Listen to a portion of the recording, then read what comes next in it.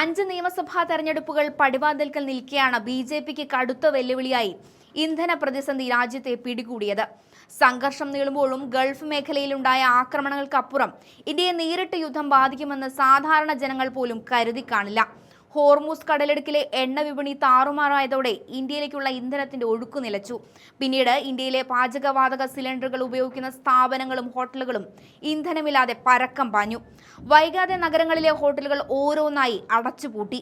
ഇവിടെ കേരളത്തിലും സമാന സാഹചര്യം രൂപപ്പെടുകയാണ്.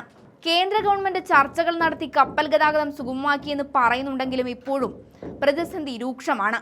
ഇന്ധനക്ഷാമം ഉണ്ടായതോടെ പൂഴ്ത്തിവെപ്പ് കൂടുകയും കൂടുതൽ വിലയ്ക്ക് ഗ്യാസ് സിലിണ്ടറുകൾ വാങ്ങേണ്ട നിലയിലേക്ക് സാധാരണ കച്ചവടക്കാർ എത്തിയിരിക്കുന്നു.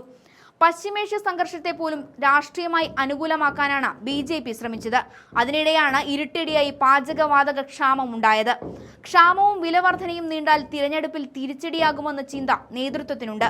ഏതൊരു സാധാരണക്കാരനും ഇക്കാര്യത്തിൽ ശബ്ദമുയർത്തുമെന്ന് ഉറപ്പാണ്. ഗാർഹിക പാചകവാതക സിലിണ്ടറിന് 60 രൂപയും വാണിജ്യ സിലിണ്ടറിന് 111.5 രൂപയുമാണ് വർദ്ധിപ്പിച്ചത്.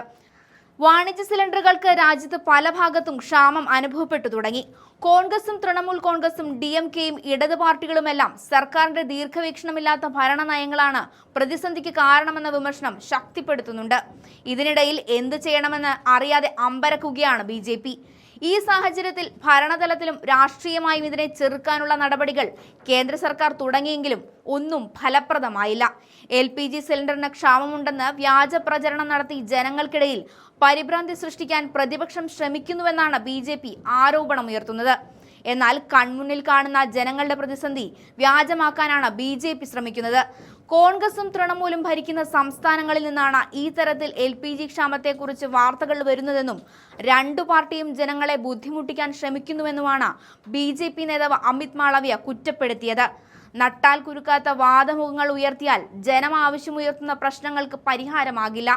പശ്ചിമേഷ്യൻ സംഘർഷങ്ങളെ തുടർന്നുണ്ടായ പ്രകൃതിവാതക വിതരണത്തിലെ പ്രതിസന്ധി മൂലം പൂനെയിൽ വാതക ശ്മശാനം പൂട്ടിയിരുന്നു.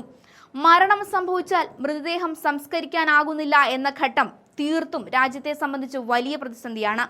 അതിനിടെ ഇന്ധന പ്രതിസന്ധിയിൽ കേന്ദ്ര സർക്കാരിനെതിരെ രൂക്ഷ വിമർശനം ഉയർത്തുകയാണ് കോൺഗ്രസ് അധ്യക്ഷൻ മല്ലികാർജുൻ ഖാർഗെ.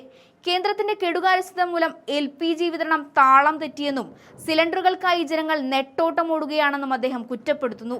അത് വിമർശനമല്ല, യാഥാർത്ഥ്യമാണ് എന്ന് ജനങ്ങൾക്കറിയാം. പശ്ചിമേഷ്യൻ സംഘർഷം നിലനിൽക്കുന്ന പശ്ചാത്തലത്തിൽ രാജ്യത്തിന്റെ ഊർജ്ജ സുരക്ഷ ഉറപ്പാക്കാൻ സർക്കാർ പരാജയപ്പെട്ടിരിക്കുകയാണ്. ഇതിന്റെ ഫലമായി കരിഞ്ചന്തയും പൂഴ്ത്തിവെപ്പും വ്യാപകമായെന്നും ഖാർഗെ ചൂണ്ടിക്കാട്ടുന്നുണ്ട്. ഇന്ധനവില വർധനവ് വിമാനയാത്രകളെയും കാർഷിക മേഖലയെയും ബാധിച്ചിരിക്കുന്നു. പ്രതിസന്ധി പരിഹരിക്കാൻ 74 ദിവസത്തെ സ്റ്റോക്ക് ഉണ്ടെന്ന സർക്കാരിന്റെ അവകാശവാദം വിശ്വസിക്കാനാകുന്നതല്ല എന്ന് പ്രതിപക്ഷം വ്യക്തമാക്കുന്നുണ്ട്. വസ്തുതകൾ വെളിപ്പെടുത്തി പ്രധാനമന്ത്രി പാർലമെന്റിൽ മറുപടി പറയണമെന്നും അദ്ദേഹം ആവശ്യപ്പെടുന്നു. പ്രതിപക്ഷത്തിന്റെ ചോദ്യമുനകൾ ബി.ജെ.പി. നേതൃത്വത്തിലേക്ക് തറച്ചു കയറുമ്പോൾ രാജ്യത്തിലെ സാധാരണ ജനങ്ങൾക്ക് മുന്നിൽ തോൽവി സമ്മതിക്കുകയാണ് കേന്ദ്രം. ജനങ്ങൾ ചോദിക്കാൻ ആഗ്രഹിക്കുന്നതാണ് പ്രതിപക്ഷം എണ്ണി എണ്ണി ചോദിക്കുന്നത്. ജനങ്ങൾക്ക് മുന്നിൽ ഉത്തരമുട്ടി നിൽക്കുന്ന ബി.ജെ.പിക്ക് ഉണ്ടാകാൻ പോകുന്ന തിരിച്ചടി നിർവചിക്കാനാവുന്നതല്ല.